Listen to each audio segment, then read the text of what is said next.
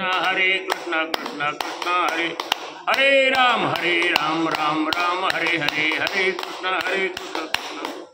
वक्रतुंड महाकाय सूर्यकोटि समप्रभा निर्विघ्नं कुरु मे देवो सर्वकार्येषु सर्वदा या कुन्देन्दुतुषारहार धवला या शुभ्रवस्त्रामृता या वीणावरदण्डमण्डितकरा या श्वेतपद्मासना या ब्रह्माच्युतशङ्कर प्रभृतिर्देवै सदा वन्दिता सा मां पातु सरस्वती भगवती निःशेषसाध्यावः मूकं करोतु वाचालं पङ्गुं लङ्घयते गिरे यत्कृपातमहं वन्दे परमानन्दमाधवं यं ब्रह्मा वरुणिर्रुद्रमरुतस्तुन्वन्तदेवीस्तवै वेदै साङ्गपदक्रमोपनिषदे गायन्त्यं सामगा ध्यानावसद्गतेन मनसा पश्यन्त्यं योगिनो यस्यातं न विदुषुरासुरगणा देवाय तस्मै नमः। गुरुर्ब्रह्मा गुरुर्विष्णुर्गुरुर्देवो महेश्वरा गुरु साक्षात् परब्रह्म तस्मै श्री गुरवे नमः। अलंकापुरी पुण्यभूमि पवित्र तिथे नांदतो ज्ञानराजा सुपात्र तयाठविता महापुण्यराशी नमस्कार माझा सद्गुरु श्री ज्ञानेश्वरासी। तपोज्ञान वैराग्य भक्ति स्वरूपं सदालंकृतं साधु संन्यासयोगं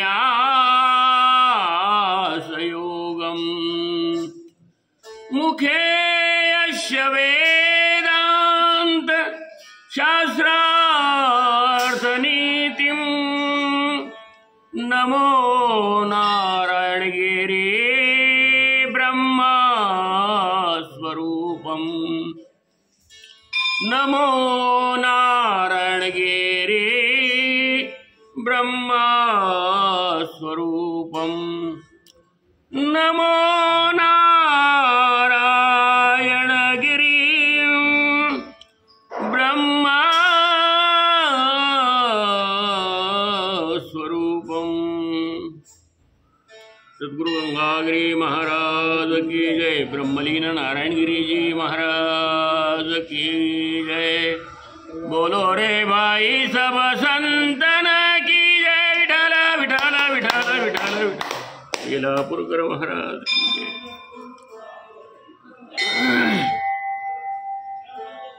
रामकृष्ण हरी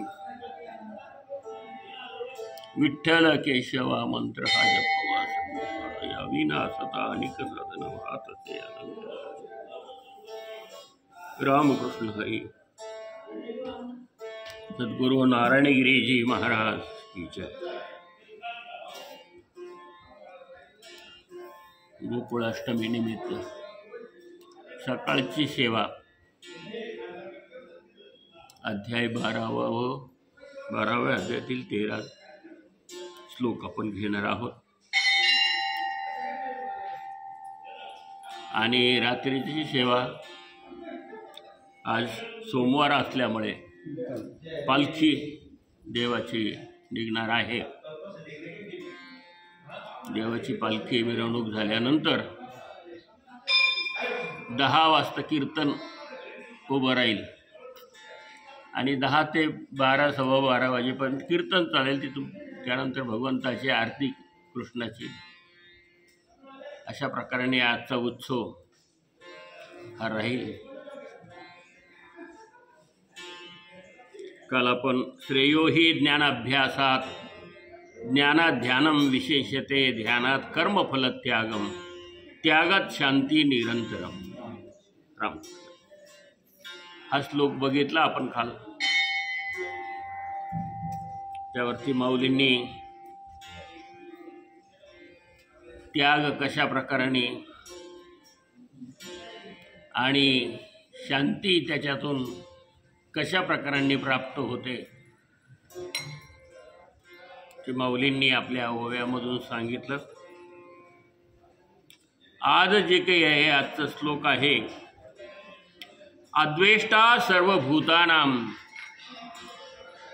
मैत्र करुणैव च निर्ममो निरंकार समदुःख सुखक्षमी संतुष्ट सततम योगी यतात्मा दृढ निश्चया.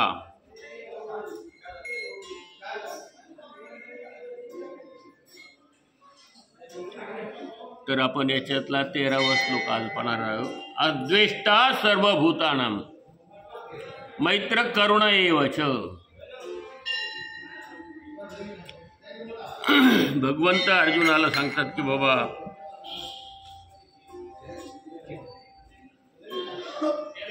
की जे भक्त आहेत, जे ज्ञानी आहेत, ज्ञानी भक्त, ते ज्ञानी भक्त कशा प्रकारचे आहे, त्या ज्ञानी भक्तांची लक्षणं काय आहेत,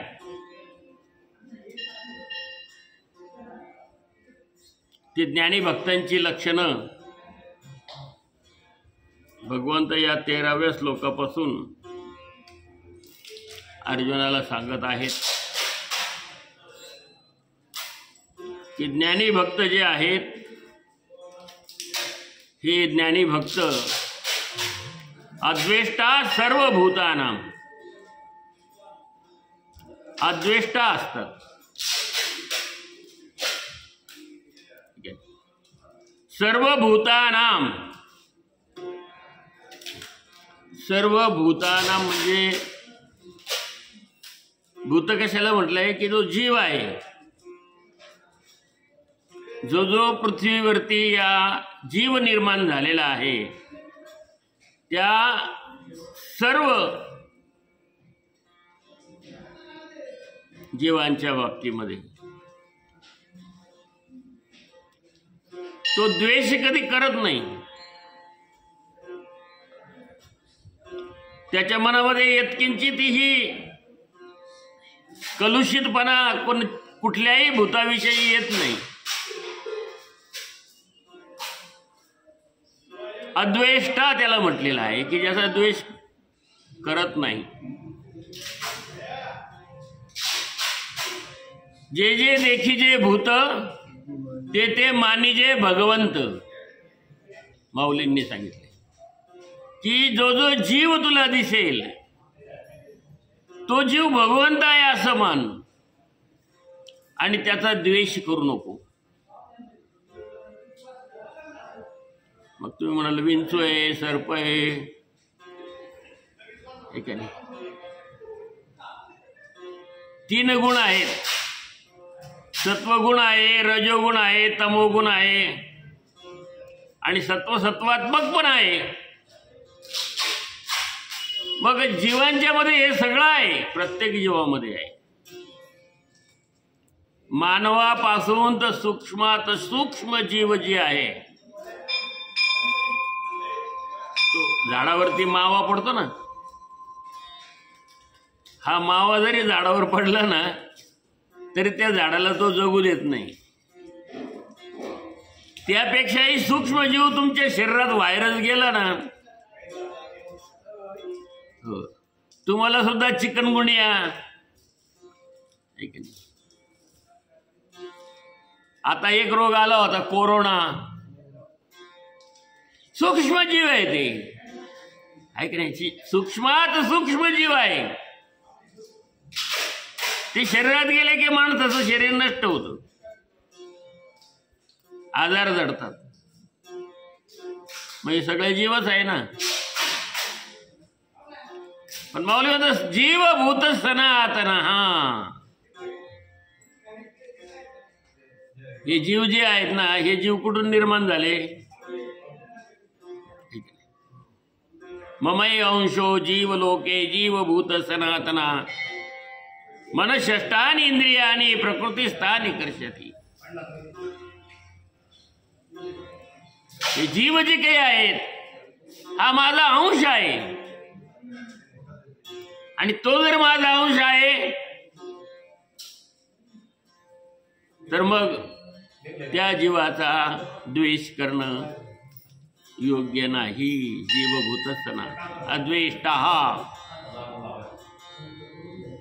तुम्ही म्हणता देव एकीकडे अर्जुनाला म्हणतात उठ धनुष्यबाण घे, लढायला सुरुवात कर, यांना मारून टाक.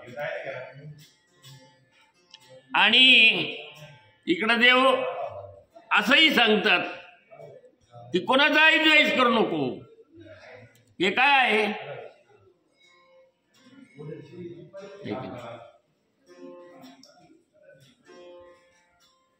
इथे भगवंत अर्जुनाला ज्ञानी भक्ताची लक्षणं सांगत आहेत. जो ज्ञानी भक्त आहे तो कशा प्रकारचा असतो ते सांगत आहे. इथे अर्जुन क्षत्रिय आहे आणि क्षत्रियाचं कर्तव्य त्याने केलं पाहिजे. क्षत्रियाचं कर्तव्य काय आहे? शत्रूशी लढणं, शत्रूवरती विजय मिळवणं, हे क्षत्रियाचं कर्तव्य आहे.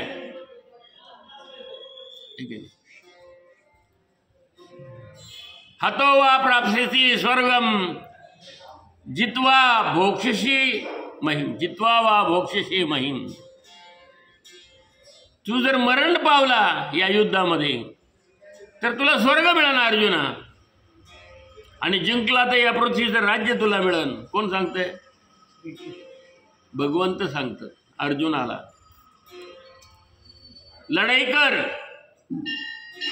हे आतताई आहेत. दुसऱ्यावरती अन्याय करणारे जे आहेत हे सगळे अन्याय आहे. मग त्याचं अन्यायी जे आहेत त्यांना नाश करणं, त्यांचा नाश करणं हे क्षत्रियाचं कर्तव्य आहे. म्हणून क्षत्रियाने त्यांच्याशी लढलं पाहिजे. ब्राह्मण, क्षत्रिय, वैश्य आणि शूद्र ज्याचं कर्म त्याने केलं पाहिजे. अर्जुन, तुझं कर्म जे आहे तो लढाईचं काम आहे. क्षत्रिय आहे. पण इथं भगवंत जे काही सांगतात तर ते ज्ञानी भक्ताची लक्षणं, ज्ञानी भक्त कशा प्रकारचा असतो ते भगवंत अर्जुनाला स्पष्टीकरण करत आहेत.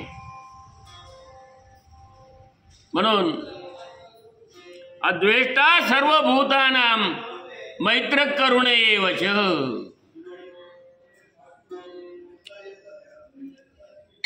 ज्ञानी भक्त कसा असतो तर कोणत्याही प्राण्याचा द्वेष न करणारा.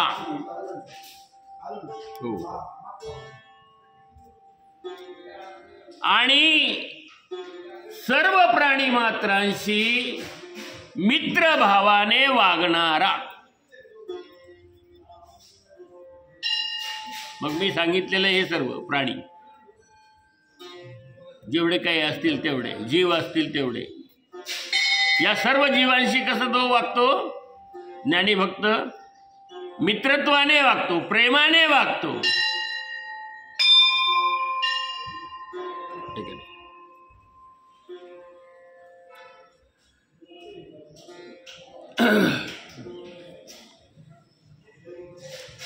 आणि जे जीव दुःखी आहेत,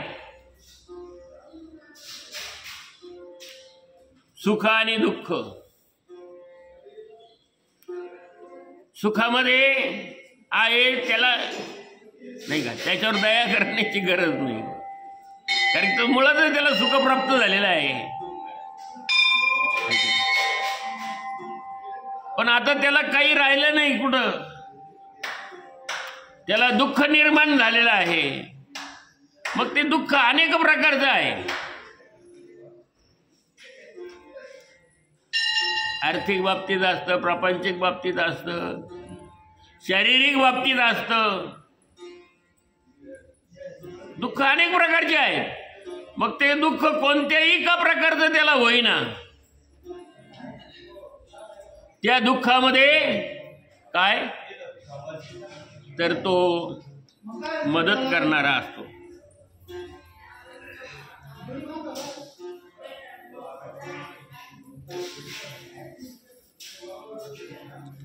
आणि मी माझे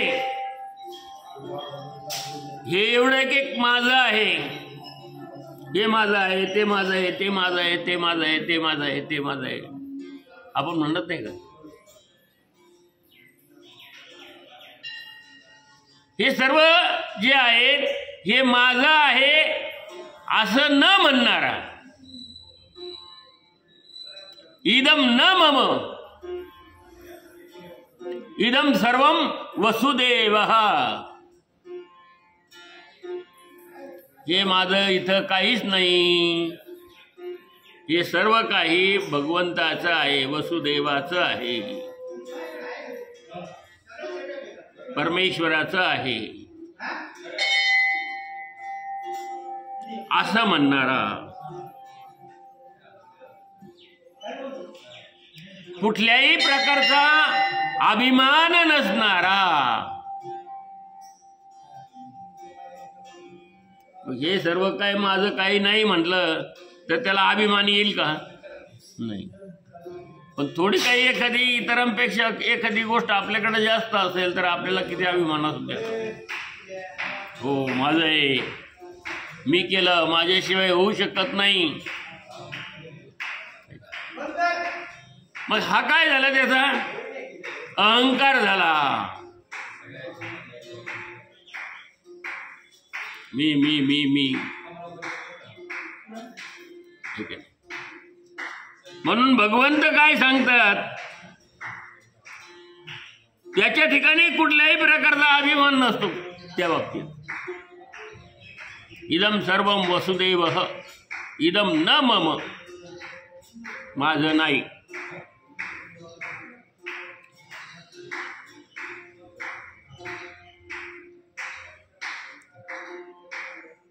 त्याच्या ठिकाणी दुःखही नाही, आहे की नाही? आणि त्याच्या ठिकाणी सुख पण नाही. सुख जरी झाले तरी तो सम राहतो. तो लोकांना दाखवत नाही, हिंडत नाही की मला असं लई सुख झालं, मला लई सुख झालं, मला लई असं झालं, मला लई ते असं झालं, आहे की नाही? तो लोकांना दाखवत नाही.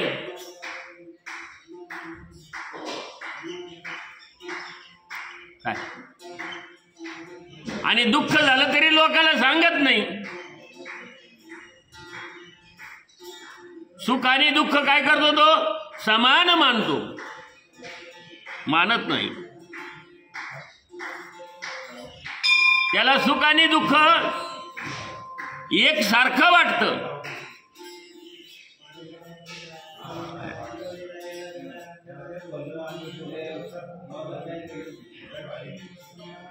कोणी त्रास दिला त्याला,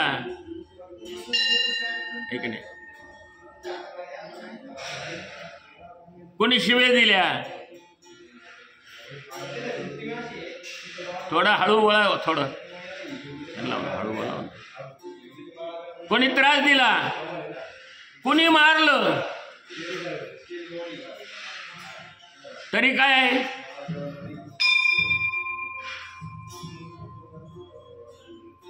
त्याच्यावर तो रागावणार, त्याला क्रोध येणार. क्रोधात भवती सम्मोहा, सम्मोहात स्मृती विभ्रमा, स्मृतिवंशात बुद्धिनाशो, बुद्धिनाशात प्रणश्यती.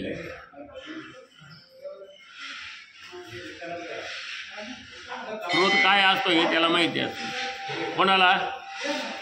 ज्ञानी भक्ताला. क्रोधात भवती सम्मोहा, सम्मोहात स्मृती विभ्रम, स्मृतिवंशात बुद्धिनाशो. रागाने काय होतं? माणसाचा तोल जातो,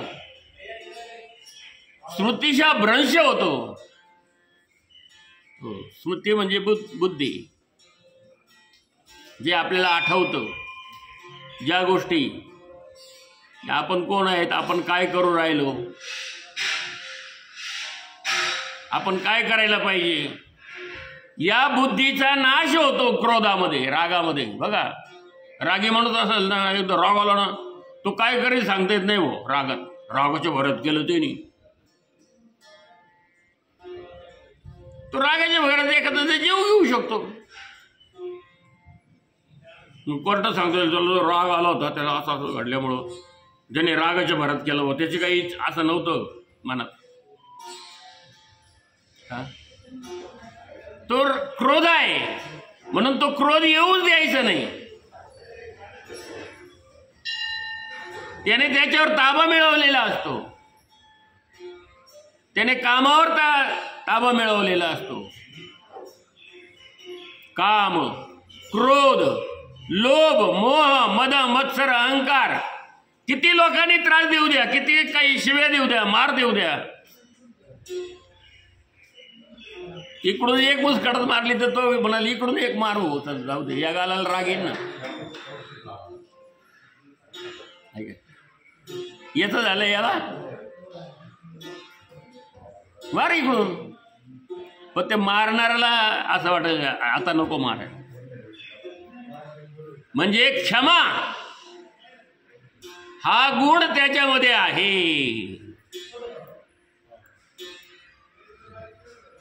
कोणामध्ये? ज्ञानी भक्तामध्ये. ज्ञानी भक्त त्याला म्हटलं.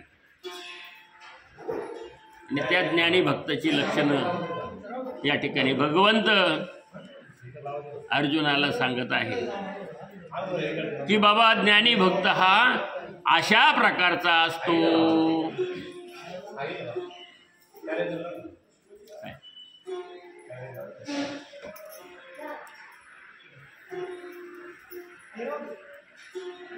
मग तो कसा असतो? मग असा जो व्यक्ती आहे तो नाही का, त्यागा शांती निरंतरम, निरंतर हो सतत त्याच्या ठिकाणी शांती वसलेली असते, समाधान, त्याचं चित्त समाधानी असतं, त्याच्या चित्तामध्ये शांती असते. राहे समाधान चित्ताची निरंतर समाधान असते, निरंतर शांती असते. असा व्यक्ती अद्वेष्टा सर्वभूतानां. माऊली या श्लोकावरती काय ओव्या करतात ते आपण बघणार आहोत. त्या ओव्यांचा अर्थ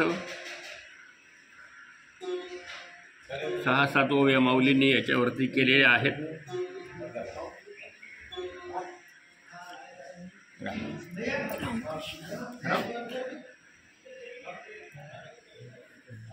जो सर्व भूतांची ठाई, द्वेषाते नेण्याची काही, अपपरू नाही चैतन्या जैसा. सरळ सरळ अर्थ बघू आपण. होय, जो सर्व भूतांचे ठाई, मी मागे सांगितलं सर्व भूत म्हणजे सर्व जीव. मग जीव किती आहेत? योनी किती आहेत? 184 योनी आहेत. किती आहेत? हो 84 लक्ष, 1 लक्ष नाही, 84 लाख. आणि त्यापेक्षाही जास्त प्रजाती कदाचित असतील, पण धर्मशास्त्र सांगतं आपलं की 84 लाख योनी आहेत हो. की त्या योनीतून तो जीव तशा प्रकाराने निर्माण होतो. काही जीव आपण पाहिलेले सुद्धा नाहीत, ते पाहिल्यानंतर म्हणतो अरे असं असतं का जीव, नाही का नाही.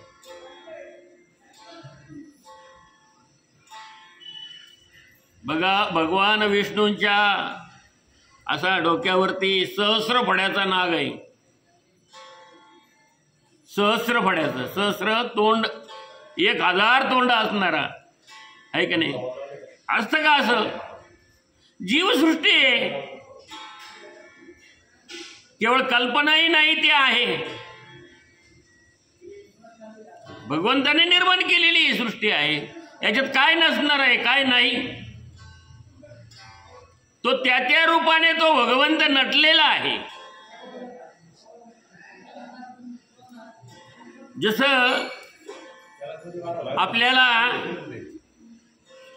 दया, क्षमा, शांती दिलेली आहे. आपल्याला काम दिला, आपल्याला क्रोध दिला, आपल्याला लोभ दिला, आपल्याला मोह दिला, आपल्याला मद दिला, आपल्याला मत्सर दिला. षड्रूपी आपल्याला दिलेले आहेत, 3 गुणही दिलेले आहेत. तसे प्रत्येक जीवाला दिलेले आहेत. सूक्ष्मात सूक्ष्म जीव जरी असला, ठीक आहे, त्याला जर आपण मारण्याचा प्रयत्न करतो तो पळतो, त्याला म्हणजे स्वतःचं संरक्षण करण्याचा सुद्धा दिलेलं आहे. विंचावाच्या पाठीवर हात फिरावर काय करी विंचू? ठणका मारल्याशिवाय राहील का? तो म्हणून बरं झालं आपल्या पाठीवर हात फिरवला, फार चांगलं झालं बाबा, तुला आशीर्वाद, असं म्हणाल का? सापाचं मुंडकं पकडा बरं. अहो तो सर्प पकडणारा सुद्धा वेगळ्या बाजूने धरतो, मग त्याच्या मुंडकं धरून मग त्याला पिशवीत घालतो. तो का त्याच्या याला धरत नाही, असं तोंडाला धरत नाही. धरला तर तो डासला. त्याचं संरक्षण त्याला स्वतःचं करावं लागतं ना. मग स्वतःचं संरक्षणासाठी देवाने याला प्रत्येकाला ते दिलेलं आहे. काम, क्रोध, लोभ, मोह, मद, मत्सर हे सगळे प्रजोत्पादनासाठी काम दिलं आहे. स्वतःचं संरक्षण करण्यासाठी क्रोध दिला आहे. स्वतःच्या जीवनाचं भरण पोषण करण्यासाठी लोभ दिला. ते तसं आपल्याला असावं याच्यासाठी मोह दिला. आणि हे सगळं असल्यानंतर त्याला असं वाटतं का आपल्यासारखं सुख कोणालाच नाहीये. मद दिलाय आणि हे सगळं झाल्यावर त्याला नाही मला आहे, असं आहे, तसं आहे. त्याचं पानं कसं झोपडं आहे, आपला पानं कसा बांगला आहे. याला मत्सर द्वेष सुरू झाला.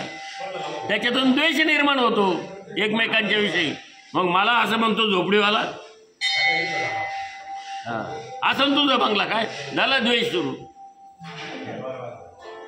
काम, क्रोध, लोभ, मोह, मद, मत्सर प्रत्येक जीवाला दिलंय ते. आपण म्हणतो आपल्यातच आपण एकमेकाचा द्वेष करतो, आपणच मत्सर करतो एकमेकाचा. असं नाही. हे जीव जे आहेत यांच्यात सुद्धा ते सगळं चालू असतं. पक्ष्यांनी केलेले घरटे दुसरे पक्षी येऊन मोडून टाकतात. द्वेष त्यांच्यात बी आहे ना, आहे का नाही? आपल्यातच आहे असं नाहीये. मग हे शास्त्र कशासाठी पाळायचं? शास्त्र कसे आहे? भगवंताचं नामस्मरण चिंतन कशासाठी आहे? हे सगळं सुटलं पाहिजे. हे देवाने सगळ्याला ठासून दिलेलं आहे, भरलेलं आहे. अगदी सुरुंगाची दारू भरावी. हो, सुरुंगामध्ये दारू भरून त्याला वात लावून जसं पेटून जसं उकळून टाकतो, तसं आपल्या प्रत्येकामध्ये द्वेष भरलेला आहे. घटकत आपण त्याला मानू, घटकत मानणार नाही. घटकत आपल्याकडे जास्त पैसे आले, आपल्यासारखं नाही, जसं सरक बाजूला. आणि काहीच नसलं दादा काही नाही रे, आला नम्रतेवर. आपली अवस्था अशी आहे. पण भगवंताने ह्या ज्या गोष्टी आहेत याच्यापासून बाजूला सारे सांगितलं. त्याच्यासाठी तुझं मन मला दे, तुझं चित्त मला दे. मन मना भवमत भक्तो. मन मना, तुझं मन माझ्या ठिकाणी लाव, दुसऱ्या ठिकाणी लावू नको पुढं. कारण तिकडं दुःख आहे. तिकडं जर गेलं ना, एखादं बाजारात ये साथे आली या वळंगा सारून धरून, नाहीतरी संसार जाईल राया लया. हे संसार लयाला जाणार आहे. म्हणून भगवंताला स्मर, भगवंताचं नामस्मरण कर, भगवंताचं चिंतन कर. ते चिंतन केल्यानंतर तुला काय होईल?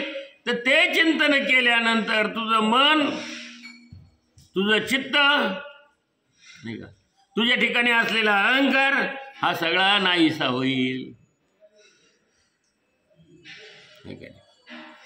आणि हे सगळं एकदा नाहीसं झालं न तर श्रेयो हि ज्ञानाभ्यासो ज्ञानात ध्यानम विशेषते ध्यानात कर्मफल त्यागम त्यागाशांती. हे सगळं गेलं की त्याग निर्माण होईल सगळ्या गोष्टींचा. आणि एकदा तो त्याग निर्माण झाला रे झाला की नाही का, मग ब्रह्मस्वरूप प्राप्तीचा मार्ग तुला दिसू लागेल.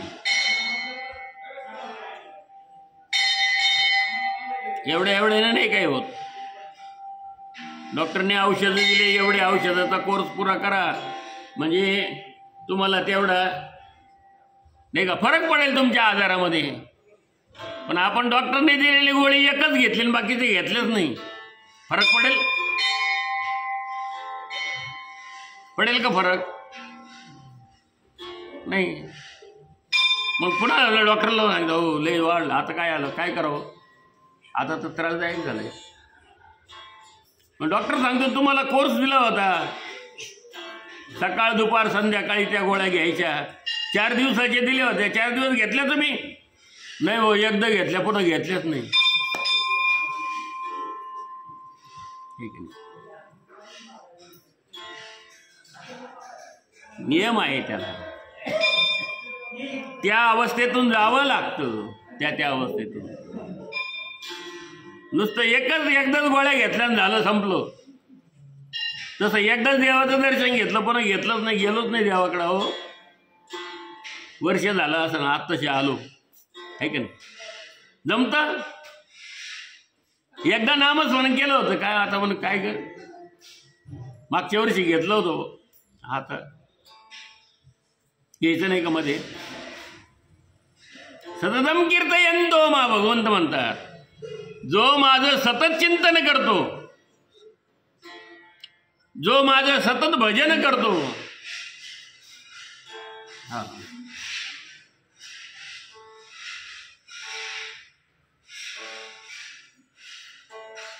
ठीक नाही. कुठल्याही प्राण्याचा मत्सर नाही, कोण्याही जीवाचा न गडो मत्सर. पुढं काय, वर्म सर्वेश्वर पूजनाचे. रामकृष्ण हरी माऊली दर्शना. दुसऱ्याचं मत्सर घडलं नाही पाहिजे आपल्या हातून, कारण की मत्सर झाला तर तो जीव दुखावला गेला ना. थोडं जरी आपण काय खरं आहे त्याचं, तो असा आहे तो तसा आहे, झाला मत्सर. तो त्याने जर ऐकलं, त्याला जर सांगितलं तुझं झाले मत्सर करते काय म्हण, त्याचा जीव दुखावला गेला ना. मग जीव दुखवायचं नाही सांगितलं, जीवाला दुःख नाही झालं पाहिजे कोणत्याच. तो काय करतो तो त्याला करू दे, त्याचं कर्म त्याच्याजवळ. पण आपण नाही म्हणायचं त्याने वाईट केलं, त्याने असं केलं, त्याने तसं केलं. मत्सर आपण करायचं नाही कोणाचाही, याला मत्सर म्हणतात. याचं त्याचं सांगणं आणि त्याच्यातून त्याचा जीव दुखावला जातो. आणि जीव दुखावला गेला का परमेश्वर काय म्हणतो, परमेश्वराला दुःख होतो. अरे अरे नाही, मग आपण त्या भक्तामध्ये मोडतो का? रामकृष्ण आहे, आपण त्या भक्तात मोडत नाही, ज्ञानी भक्तामध्ये आपण मोडत नाही. आपण लागू कामापुरते बघत, फक्त तेवढ्या पुरते बघत, बा झालं. ज्ञानी भक्त नाही आपण. म्हणून ज्ञानी भक्ताची लक्षणं भगवंत अर्जुनाला या ठिकाणी सांगते की जो सर्व भूतांचे ठाई द्वेषाते नेण्याची काही,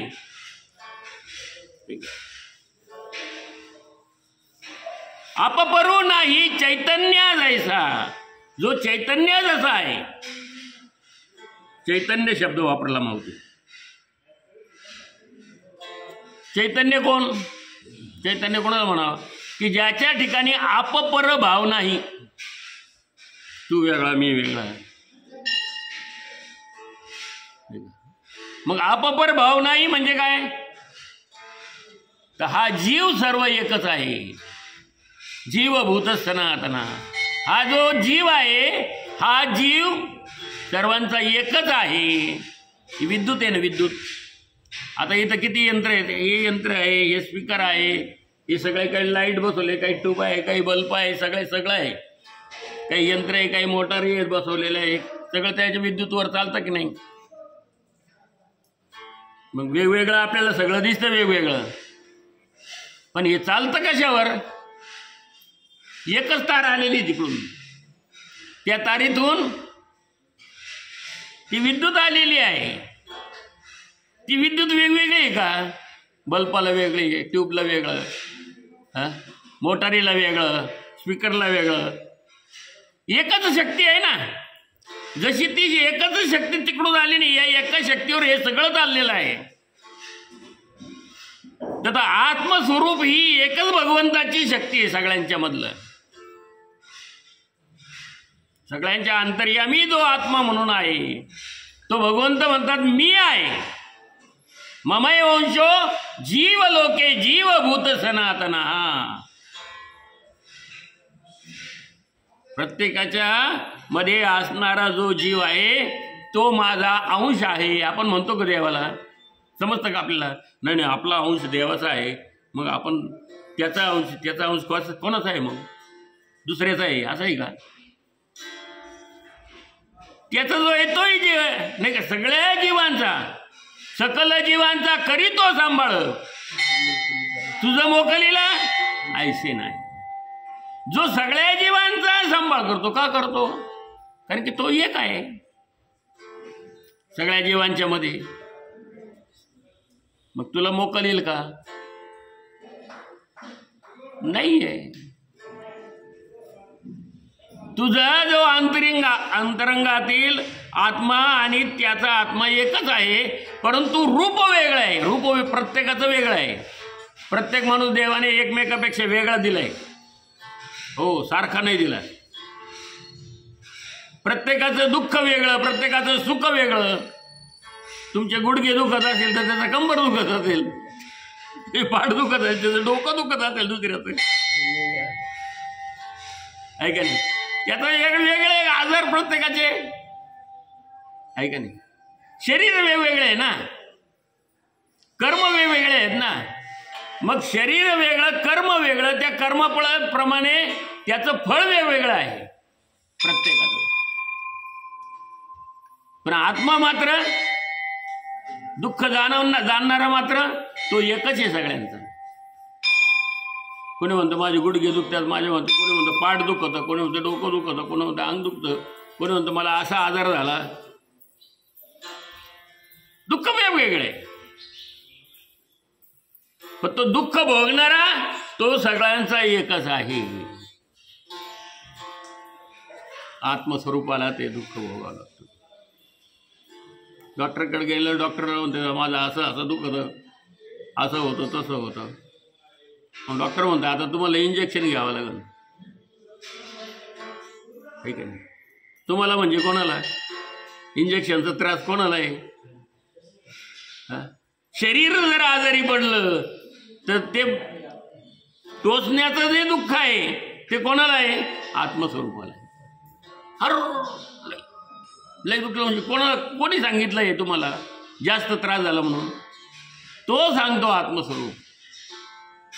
मी नाही म्हटलं का रात्री गाढ झोपलो होतो, काहीच नाही, स्वप्न सुद्धा पडलं नाही. हो, रात्री झोपलो ना तर सकाळीच उठलो. मग या गाढ झोपेचा अनुभव कोणी घेतला? कोणी घेतला? कोण आहे तो सांगणारा? तुम्ही सांगता म्हणजे कोण सांगतो? तो आत्मस्वरूपाने त्या गाढ झोपेचा अनुभव घेतला.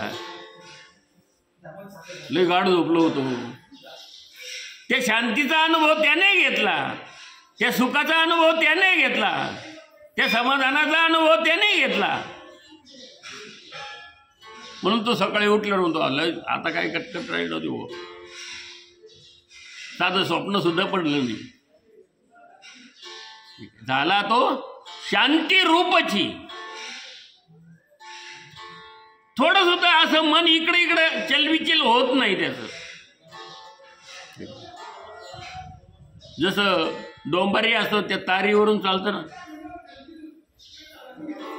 हो, आणि तारीवरून चालत असताना त्याचं लक्ष थोडं सुद्धा विचलित होत नाही. विचलित झालं का वरून खाली पडतो. तो पडतो का नाही?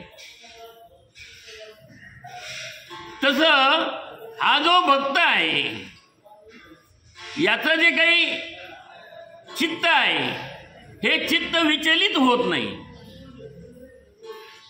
हे की नाही? इकडे इकडे जात नाही कुठं. ते चित्त कुठं असतं? त्याच्याकडं असतं, परमात्म्याकडं चित्त असतं.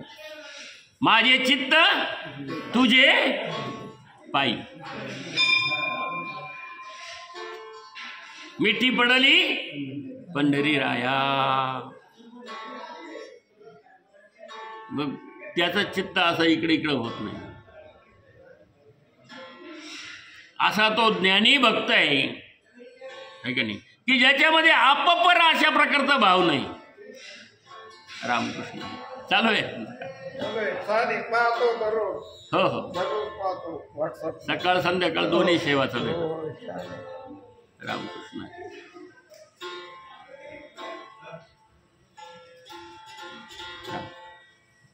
या इकडून असं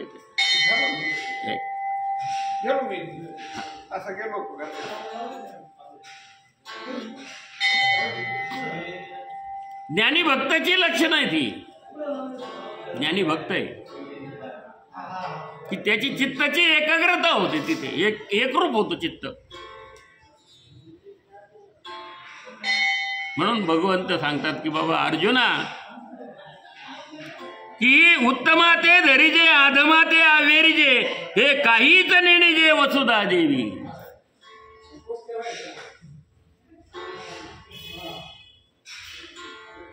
त्याच्या ठिकाणी आधम, आधम म्हणजे काय आणि उत्तम म्हणजे काय?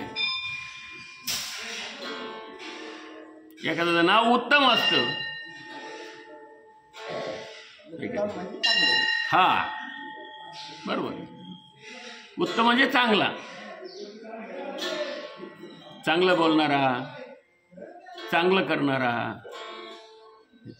सर्वांविषयी चांगला वागणारा, लोकांचे दुःख तयार नाही का नाहीसे करणारा आणि स्वतःही सुखी राहणारा, त्याला उत्तम म्हटलं. आदम म्हणजे काय?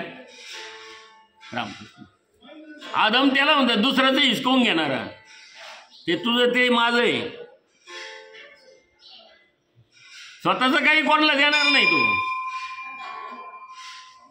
पण लोकांचं फुकटचं कसं घेता येईल हे का नाही, हे पाहणारा.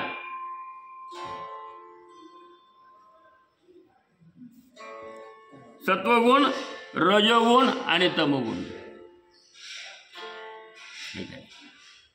दैवाने आसुर संपत्ती सांगितलेली आहे, दैवी लोक सांगितलेले आहेत, रजोगुणी लोक सांगितले, तमोगुणही सांगितले. राक्षस, राक्षसी तमोगुणी भयंकर, रागाच्या भरात काय करून टाकतील सांगता येत नाही. राक्षस क्रोधी भयंकर, रजोगुणी माझं माझं करणार आहे, माझं माझं माझं.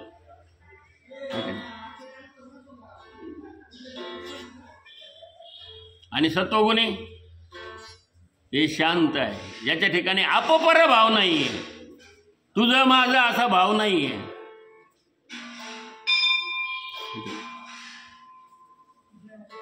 मग जे तमोगुणी आहेत त्यांच्या ठिकाणचा भाव कसा आहे? हे तर माझं आहेच आहे, पण तुझं जे आहे तेही माझं. तुझं जे आहे तेही माझंच, म्हणजे सगळं माझ्याच बापाचं, तुला द्यायचंच नाही काही. तमोगुणी राक्षसी वृत्तीचे लोक, रामकृष्ण असे लोकही जगामध्ये आहेत.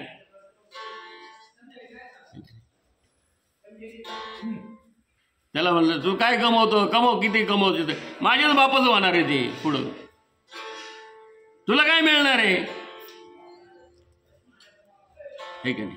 तमोगुणी, रजोगुणी तुझं आहे ते तू करवो, हे माझं आहे माझं आहे माझं आहे नाही का. मग तो तिथे रजोगुणामध्ये थोडासा कमी येतो आहे का नाही. माझं माझं मी करतोय ना, तुझं तू पहा, तुझं चांगलं आहे, तुझं तू कर. आणि सत्वगुणी हे जे माझं आहे ना, हेही तुझं, तुझं तर तुझं आहेच तुला, पण हे माझं सुद्धा तुझंच आहे. हे सत्वगुणात्मक आहे. हे 3 प्रकारचे गुण आहेत. म्हणून भगवंत म्हणतात की जो सर्व भूतांचे ठाई द्वेषाते नेण्याची काही अपपरो नाही चैतन्य जायसा. तो चैतन्य जायसा, त्याच्या ठिकाणी अपपर भाव नाही. त्याच्या ठिकाणी उत्तमा ते धरीजे, चांगलेला हा, त्याला मग त्याला लाडू पेढे बर्फी खाऊ घालायची. तोलाही चांगला, तोलाही असा, तो तसा. आणि आदम असेल तर अरे बेकार आहे हो, काय खरं ते, तो चांगला नाही आहे. आदम अवेरीजे, त्याला टाकून द्यायचं आणि चांगल्याला जवळ घ्यायचं.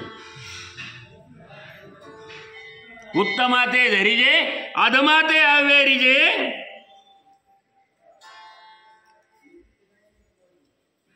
मग ह्या ज्या पृथ्वीवरती हे सगळ्या प्रकारचे लोक राहतात. मग पृथ्वीने असं कधी केलं का? सर्प आहे, विंचू आहे, वाघ आहे, सिंह आहे, हे सगळे आदम आहेत ना. वाघाने आपल्याला पाहिलं का खाऊनच टाकेन ना, वाघ ठेवतो का?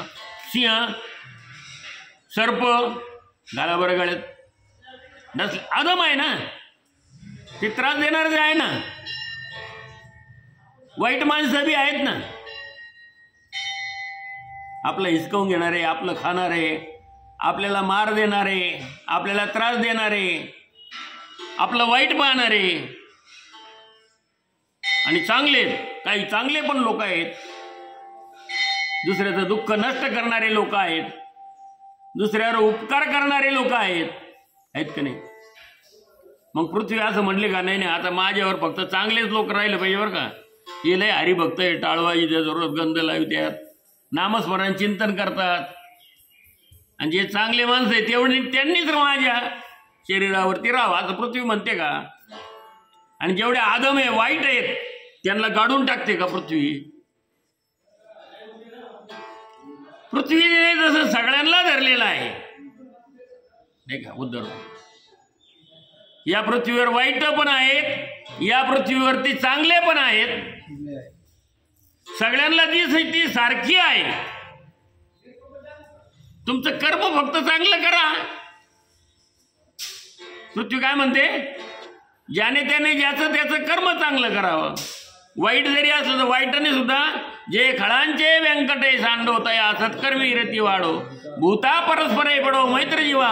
वाईट वृत्ती त्याने सोडून द्यावी, त्याच्या ठिकाणी चांगली वृत्ती निर्माण व्हावी, है का नाही?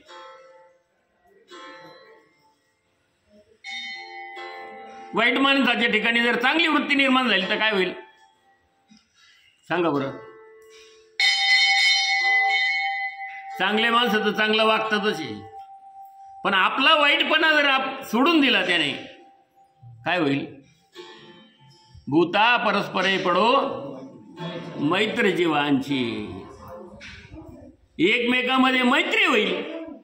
लहान पोरं नाही का भांडतात, हाणामारे करतात, चांगलं चोपून काढते एकमेकाला, होतं का नाही लहान मुलामध्ये? मग ते असं म्हणतात आजपासून माझ्या संग बोलायचं नाही, आहे का नाही? माझ्याकडे यायचं नाही, झाली कट्टी त्यांच्यामध्ये कट्टी. पण काही दिवस असं असं ते विसरून जातात, पुन्हा म्हणतात नाही नाही आता आपल्या दोघांमध्ये हा झाली मैत्री. विसरून गेले, दुःख क्रोध विसरून गेले, नाही काय? एकमेकाचे दोष विसरून गेले. म्हणून द्वेषाते नेण्याची काही. जर दोष जर निघून गेले, वाईट गोष्टी जर निघून गेल्या तर काय होईल? एकमेका भूता परस्परे पडो मैत्र जीवांची. एकमेका भूतामध्ये मैत्री निर्माण होईल, म्हणून द्वेष निघून गेले पाहिजे, मैत्री निर्माण झाली पाहिजे. झालं होतं बाबा भांडण, आपलं बंदी सोडून द्या, आता चल जाऊ द्या, झाली मैत्री, पुन्हा प्रेमाने राहायला लागले एकमेकाशी. म्हणून प्रेमाने राहणं या जगात सगळ्यात चांगलं. आणि जोपर्यंत द्वेष धरून आहे ना, तोपर्यंत मनाला शांती नाही, समाधान नाहीये. हो, जसं प्रेमळ माणूस आपल्याशी बोलतो त्याला पाहिल्यानंतर जसा आनंद वाटतो, जसं ज्याच्याशी भांडण झालेलं आहे त्याच्याशी बोलत नाही, त्याला पाहिल्यावर आपल्याला मनात आलं बरं लगेच झालं, मनात कलुषितपणा झाला, म्हणजे ते लगेच दोष लगेच यायला लागतात. म्हणून कलुषितपणा जो आहे, दोष जो आहे, तो कोणाविषयीच ठेवायचा नाही. तो ज्ञानी भक्त. हे कशाने होतं? नामस्मरणाने होतं, चिंतनाने होतं भगवंताच्या. देवाच्या दर्शनाला जायचं म्हणजे काय, नुसतं दर्शन करायचं, देव आपले माझ्यावर कृपा कर, देवा कृपा कर म्हणजे काय करायचे, कोणती कृपा कर? तुझे इथले दोषच जात नाही तर तुझ्यावर कृपा होणार कसली? देव म्हणतो. तिथं गेल्यानंतर आपल्याला सोडून द्यावं लागतं. हो, वाईट गोष्टी सगळ्या सोडून द्यावं लागतं, अहंकार सोडून द्यावा लागतो भगवंताजवळ. तिथं नम्र व्हावं लागतं. पंढरीच्या लोका नाही अभिमान, पाया पडती जन एकमेका. एकमेकाच्या पाया पडतात. का पडतात? लहान मुलं सुद्धा पाया पडतात, लहान मुलाच्याही मोठे लोक पाया पडतात. का पडतात? अभिमान राहिलंच नाही ना. मग तो ज्ञानी भक्त, त्याला ज्ञान कळलंय, त्या शिकलेलं नाहीये. अंगठी बाजार आहे आमचा वारकरी, आहे का नाही? पण वारकरी अंगठे बाजार आहे, पण तो ज्ञानी भक्त आहे. त्याला कळलंय राहायचं कसं, वागायचं कसं. आमच्या ठिकाणी ज्ञानाचे ओझे वाहिले आम्ही. हो, ग्रंथाचे ओझे वाहून नेले आम्ही. लायब्ररी भरली वाचून वाचून, पण आमच्या ठिकाणचा दोष गेला का, द्वेष गेला का? आमच्या ठिकाणचा द्वेष गेला नाही एकमेकाविषयीचा. हो, ताठरपणा गेला नाही. मग हा द्वेष ज्या वेळेस जाईल, ताठरपणा ज्यावेळेस जाईल, त्यावेळेस भूता परस्पर पडो मैत्र जीवांची. जाऊ दे, त्याला काय करायचं ते करू दे. आपल्याला किती शिवे दे, काय करायचं ते कर. आपल्याविषयी काही सांगायचं सांगू दे. हा चांगला नाही, हा असा आहे, तू तसा आहे म्हणू दे. पण आपण चांगलंच म्हणा त्याला. किती काही त्याने म्हणलं तरी आपण त्याला चांगलं म्हणा. पण त्याच्यात एक दिवस अशी वृत्ती निर्माण होईल की भाऊ नको हो जायला. आपण एवढा त्रास दिला महाराजांना, ज्ञानेश्वर माऊलींना किती त्रास दिला, ठीक आहे. लोकांनी ज्या झोळीमध्ये चोखंड भाकर ती एखाद्याने दिली असेल, त्या झोळीत माती टाकलेली लोकांनी. मग तुमच्या अन्नात माती कालवलेली तुम्हाला चांगलं सहन होईल का? तुम्ही लगेच म्हणता माझ्या अन्नात माती कालवली. पण माऊली तसं म्हटले का? माऊली एक शब्दाने माऊलीचं मनामध्ये यत्किंचितही त्याच्याविषयी वाईट इच्छा आली नाही. माऊली म्हणलाय माती टाकणारा सुद्धा पाहिजे, देणारा. दिले ना त्याने, काही का होईना. एवढा विचार झाला म्हणजे काय साधी गोष्ट आहे का? अहो, त्याने अंगणातली माती का होईना टाकली ना जोडीत, दिली ना. हा, त्याने शिवे का होईना दिले ना. त्याने चिखल का होईना फेकलं ना माझ्या अंगावर.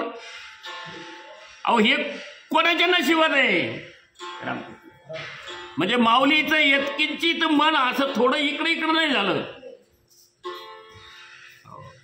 राये समाधान चित्ताची. चित्ताचं समाधान शेवटपर्यंत माऊलींचं होतं. त्याने माऊली बघा एक एक गोळी वाचून पहा, याच्यात थोडं सुद्धा तुम्हाला काही दिसणार नाही. म्हणून उत्तमाते धरिजे, अधमाते अवेरिजे, हे काहीच नेणीजे वसुधा जेवी. वसुधा पृथ्वी, पृथ्वीचं काम आहे. ती जशी सगळ्याला धरू नये. तिचं पारडं असंही होत नाही, असं होत नाही. ती दोलायमान होत नाही. ठीक आहे, तिला कोणाचा त्रास होत नाही, तिला कोणाचं ओझं होत नाही. हो, ती जशी शांत आहे आणि सर्वांना धरून. हो, गाडीत माणसं जास्त झाले तरी गाडीत एस टीवाला होत नाही. आता लय जास्त झाले, 4-2 सीटं उतरून घ्या बरं खाली. पृथ्वीला इतका भूभार झालेला आहे, ती म्हणते का?